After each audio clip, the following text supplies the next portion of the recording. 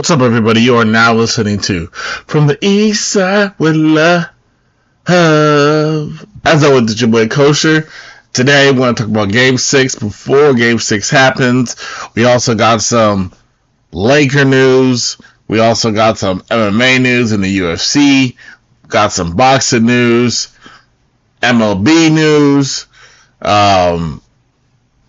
Track news. And some entertainment stuff that we'll get into. So, let's get into it. Game 6 happening tonight. What does it drop this episode before Game 6 happens? Talk about the possible impending doom for the Pacers. Now, if y'all been following me since the start of the finals, I've had OKC winning in 6 games. We're in Game 6. So it's looking like Pacers may lose at their home floor. Might lose 3 straight. Especially right now since Halliburton has a right calf strain. Got an MRI on it. Definitely was playing hobbled in Game 5. We haven't gotten the word yet back on how he's really doing. And so that's a concern. Arguably your second best player, Siakam, would be your first best player, at least in this series right now. And, you know, what Hallie can bring, the intangibles, the passing, the offense, the defense, the leadership. Rick Carlisle has said he is preparing to play without him. So, it's not that they can't. You know, it's not like it's not like the Pacers wouldn't be able to handle it, but let's be honest, it's going to be tough. It's definitely going to be tough. TJ McConnell has been playing well. Nembhard has been playing decent, but the Thunder is everything right now. This is it. This is basically the last 2 games of the series. If you're the Thunder or if you're the Pacers, and I think this is the last game for OKC. So, what do y'all think? Do y'all see Pacers basically pulling off an upset at their house? Or do you think the Thunder finish it off in 6 games? Even if the Thunder do lose, they have Game 7 at home. So, you know, there's that. And that means that the Pacers would have to win 2 straight. Not impossible.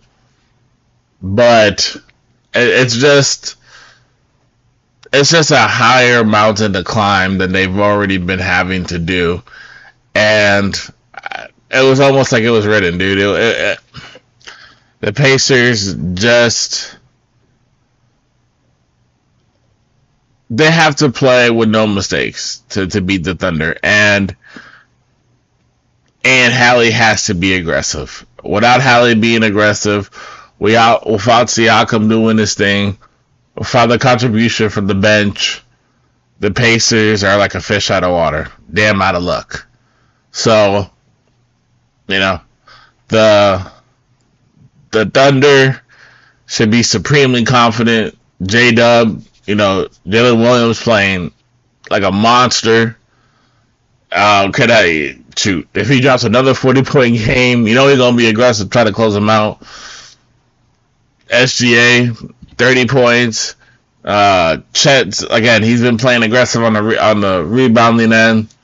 If he scores, if he gets to 15-plus points, and both J-Dub and SGA can at least get 25-plus each, good night, Pacers.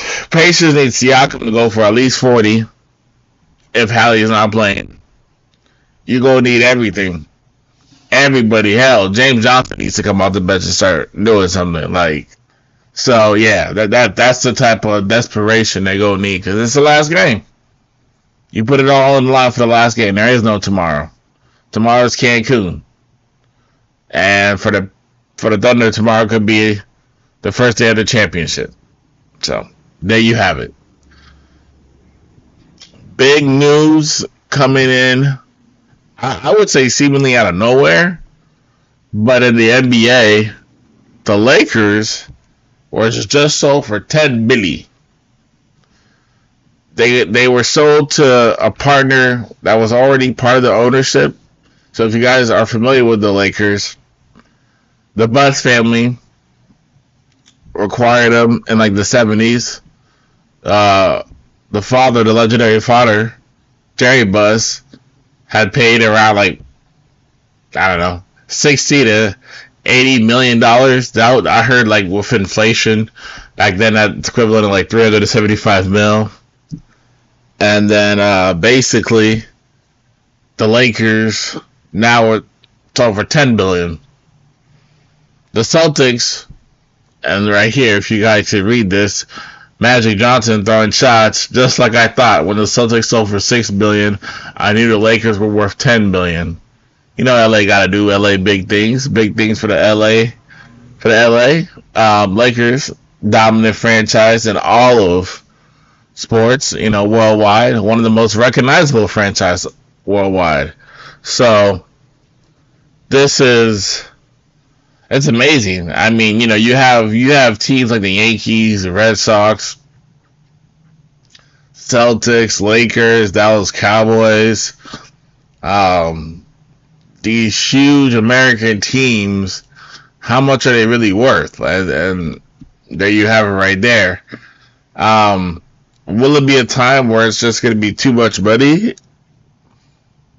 Only time will tell. Only people like Elon Musk and some royal family or Jeff Bezos may be able to purchase. I mean, it is, we're talking about billions, you know, so it is those type of people anyway. But, sheesh. You know, so let's look at some tweets from Magic Man. Job well done to my sister Jeannie Buss for striking an incredible deal and picking the right person to carry on the Lakers' legacy and tradition of winning. Mark Walter, my business partner and friend. Mark Walter is the best choice and will be the best caretaker of the Lakers. Let's see what else he said. Brand. The proof is in the pudding on what he's been able to accomplish with the LA Dodgers. Mark has been nothing short of a winner, notching 2 World Series and 11 National League West Division titles in the last 12 years. So also, by the way, Mark Walter is the owner of the Dodgers as well. So that's kind of dope. The owner of the Dodgers has 2 LA teams now. If you guys are not familiar, Mark Walter also is basically the man who's given Shohei Ohtani like that $750 million plus crazy contract in baseball. And yeah, so basically he knows how to treat a superstar. Shohei is arguably top 2 player, if not top 1 player, most recognizable MLB player right now, an international superstar. He is at home with the Lakers, and he used to be an Angel, and he was big when he was an Angel, but the way first year as a Dodger, he wins his championship, you know, so Mark knows what he's doing.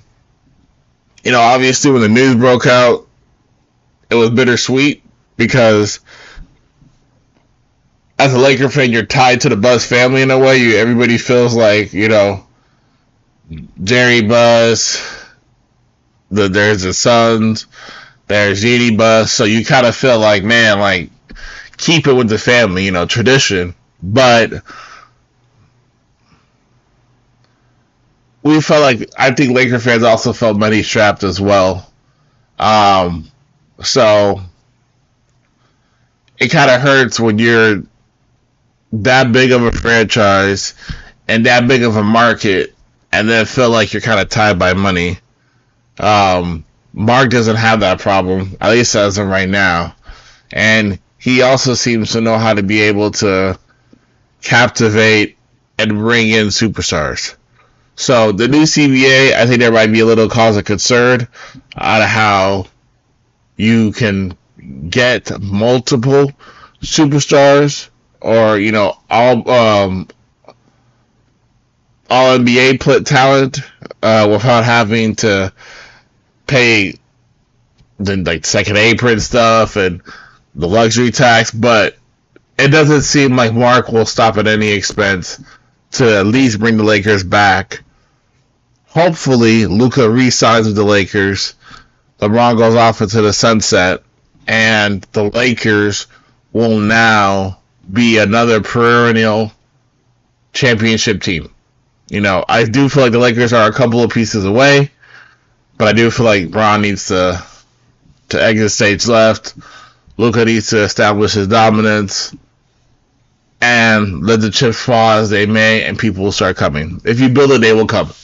And I feel like Mark will be the leader of the new school with the Lakers, and because Magic and Mark have this established business relationship already, does that mean that Magic may come back, which is a great closer for the Lakers when you're talking about bringing in new superstars, maybe when they have a new CBA. I think this is all aligning perfectly for the Lakers. Jeanie Buss will be the governor for the foreseeable future, but I still think they could have Magic as a consultant or whatever. Just have Magic back around. He did step away. I don't think him and Jeanie were seeing eye to eye on the way things should be handled. But now, since she's not the owner anymore, I think that it's time for Magic to come in, respectfully, of course, and bring us his winning ways. I think Magic knows what the players want in today's game, and I think he could be like the secret weapon, the Nick Fury of basketball for the Lakers, or a Jerry West, if that's better. The secret weapon of the Lakers need to seal these deals for these superstars, because Magic knows what it is not only to win on the court but off the court, and he is a huge inspiration to a lot of players, and he's just respected by a lot of people. So I think it's a win-win for the Lakers. It's just a matter of when, not if, they'll win another championship. And yeah, it's going to be, thankfully, because of Mark. And here's a picture of him. I believe this might be at a Dodger game. So yeah, we're excited. I definitely think that bright things, bigger things are coming for the Lakers. As long as, again, our boy Bron finally retires. So, big fight happening this weekend in the UFC Baku. As you can see right here, we'll play the commercial that they're showing right now, a promo. Hill versus Rountree.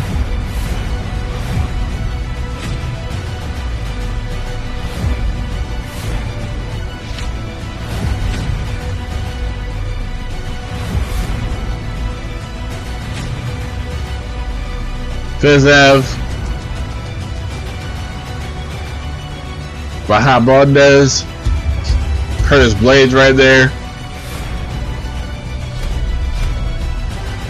Kunev, Sakohov, Mota.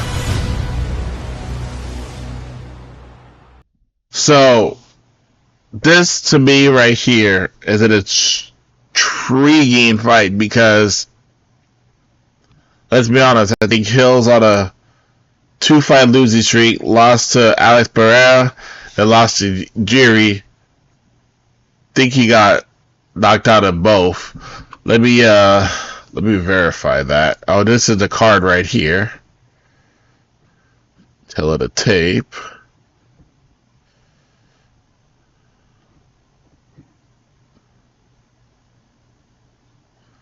And 3 record.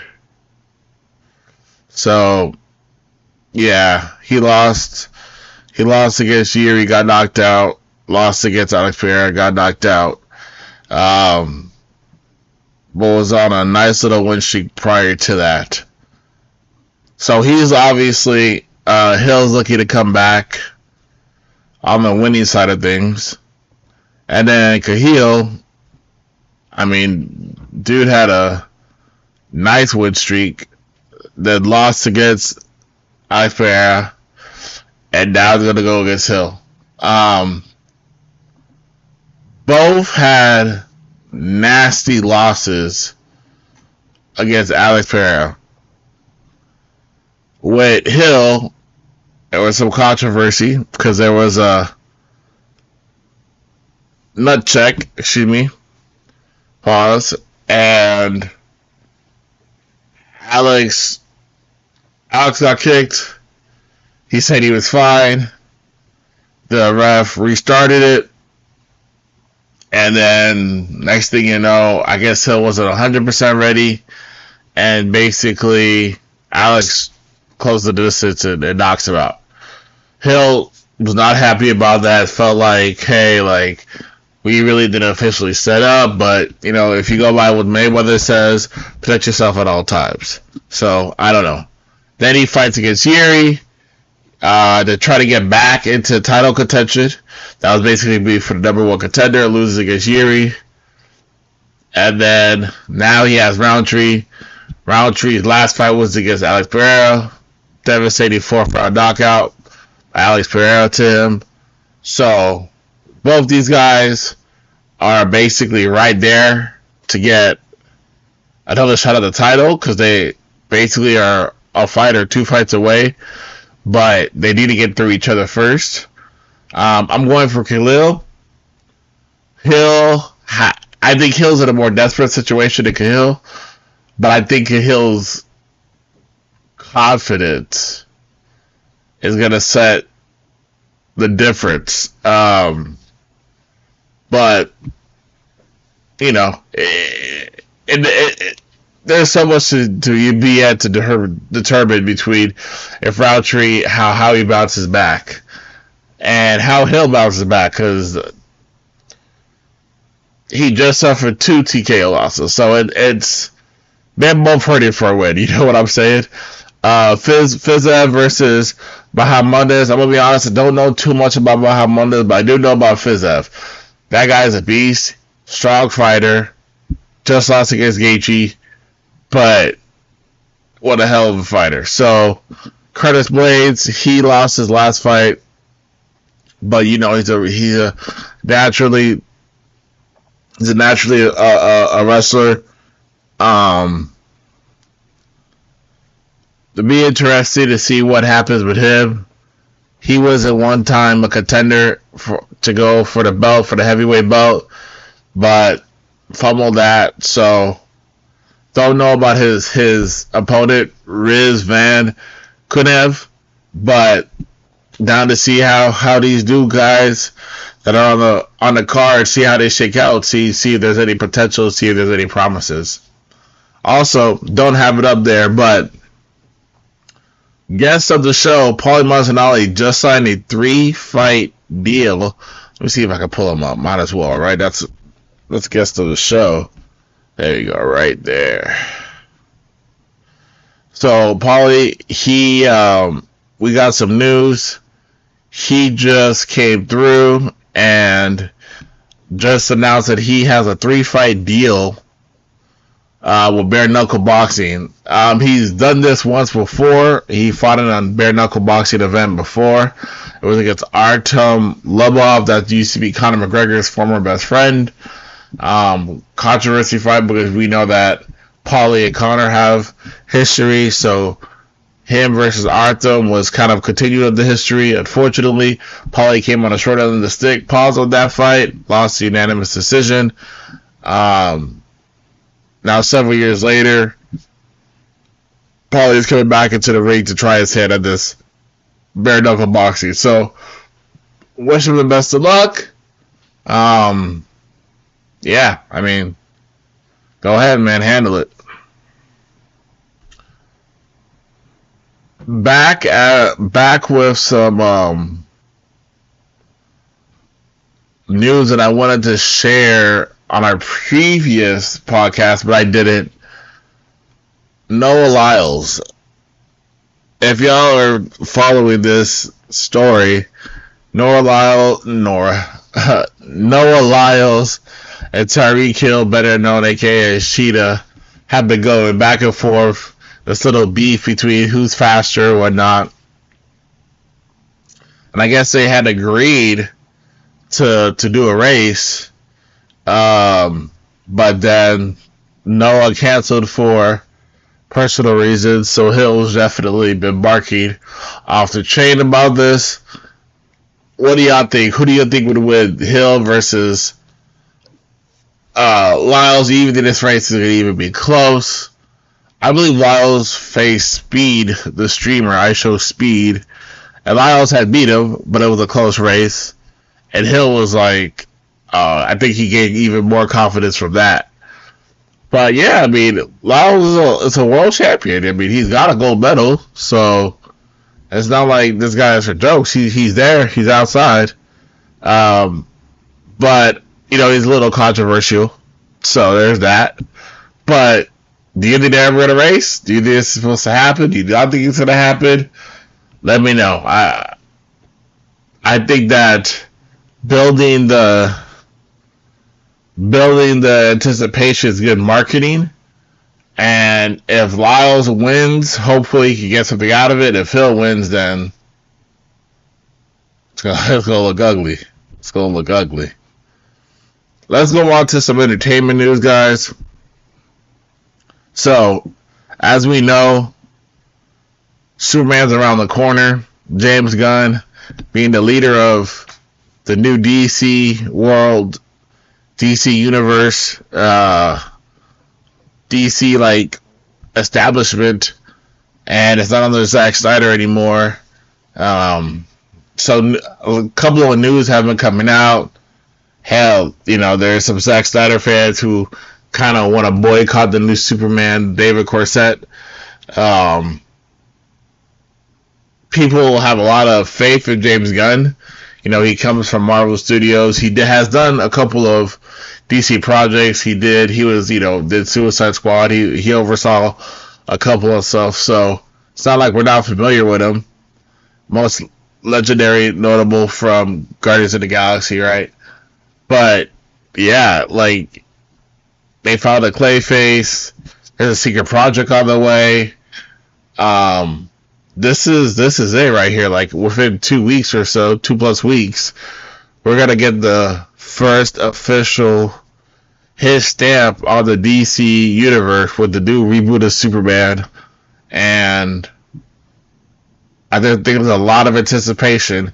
And if DC hits this out the park, Marvel is gonna be hurt. Marvel's already done self-inflicting wounds by delivering, or aka not delivering, good projects and questionable things, but now DC's coming on board, and if this Superman's sick, I mean, it's gonna be up. It's gonna be bad.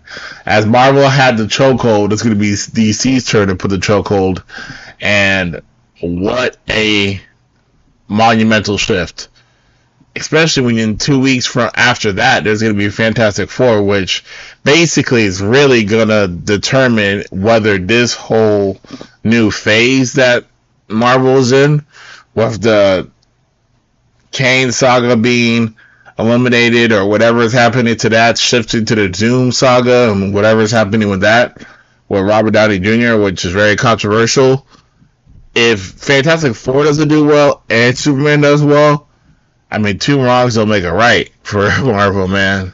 So, are y'all excited to see Superman? When are you going to see Superman? I already bought my tickets. Bought them yesterday. So, I'm definitely excited. If y'all excited, please drop some comments. I would love to hear y'all take. Do you think this is going to be a better Superman than Man of Steel? Do you think this will be the best Superman ever? Do you think it will just be a solid step forward? Or hell, do you not think that James Gunn has it at all? one thing about James Gunn, he does his homework and he is an avid fan. So it looks like DC is in good hands. But time remains to be, time will tell. And looks like they found somebody for Clayface, which I hear is supposed to be like a horror type movie that's supposed to come out eventually. But yeah, I mean, this is just the beginning for DC. And hopefully it's really good. So I'm hoping for it. I've been trying to avoid all these spoilers and anything about it, just so I could be happy and fresh. And I'll have a review for that movie when it comes out. So stay tuned for that, guys.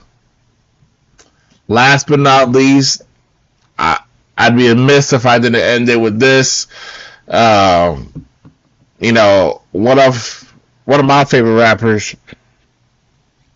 I'll shut up and say it. My boy Pusha T, is back in the headlines for a couple of reasons. The Clipse is coming out with an album. No Malice is back. That's dope. But looks like the songs that Pusha, like the singles that have been released, or the songs that have been released for the album, have the new Clipse album. They just have verses that target certain rappers. The first one had Ye, basically, and how Ye was moving and how Pusha felt about that. And now we have Pusha talking about Travis Scott and how Travis Scott moves. So let me fill y'all in. If you haven't been paying attention, or this is news to y'all, Pusha T basically doesn't mess with Travis Scott. Back when Utopia first came out, which is Travis Scott's last album, I guess Travis Scott really wanted Pharrell's opinion, Pharrell's take on the album, wanted him to hear it or whatever. He goes to France. Hell, I guess this was in the middle of a Clipse session, and he basically bombs it and interrupts it and wants everybody that's there to listen to the album. Does not plays a song called Meltdown, but doesn't play a specific part of that song. That specific part ended up to be a Drake verse where Drake's actually dissing Pharrell. Travis plays the album and has footage of Pharrell nodding and liking the album. Cool, uses that footage to help market his thing. His rollout. Here's where it gets tricky. That Meltdown verse, that Meltdown Drake verse was not played. When the album comes out, that verse was on the album. Travis intentionally did not play that Drake verse in front of everybody. Pusha T took offense to that. So, he basically calls him a whore and goes in on him. And basically says that that's just who Travis Scott's character is. I mean, he goes at Ye, he goes at other people, basically no loyalty. And so Pusha T had to address it.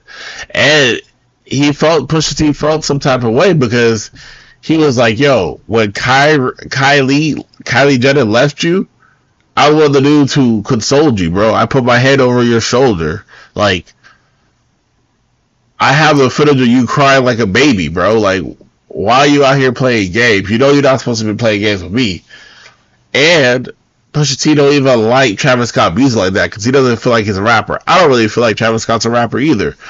I did like Astroworld, but and some of Days Before Rodeo, or whatever one of those albums are called. But regardless, it's not me we're talking about. We're talking about Pusha. Pusha was just like, man, like, we're not here to play games, bro. Like, either you with us or you against us. And I mean, Pusha knows how to market himself, so it's just coming out all out right now. And people are saying that Travis won't take this lightly. Now, look, I do think that Travis has some cool beats. I do think that there's some of his music that's cool, but I also do feel like there is a line you don't want to step to. You don't want to play those kind of games. I think that if what Pusha is saying is true and that's what happened, that's kind of messed up. But we seen when Travis was trying to get Future and Metro to play the Like That song on stage, and there was a diss to Drake, so he already heard it. He knew Kendrick was going to be on there, so Pusha alludes to that. Like, he just be played all sides. So, Bun B was like, hey, man, like, Travis Scott, he's not the type to back down. So he may have words, but then Bun B was like, also, you got to be careful because you're going into Pusha's. This is what Push does. So be careful what you wish for. But, yeah, what do y'all think about the Clipse? Are y'all happy that they're back? Are y'all ready for them? I'm ready for it. I love what Pusha and Miles brings to the table. Can't wait for the album that's coming out in a month or so. And this rollout's already been amazing and controversial at the same time. 2 songs, Ace Trumpet and So Be It. Yeah. But besides that, guys, definitely get ready for Game 6 of the finals. And, yeah. And if you have any questions, you can reach me on the socials. Or if you got any comments, reach me on the socials. But, everybody, stay blessed, stay positive. I'm out. Peace.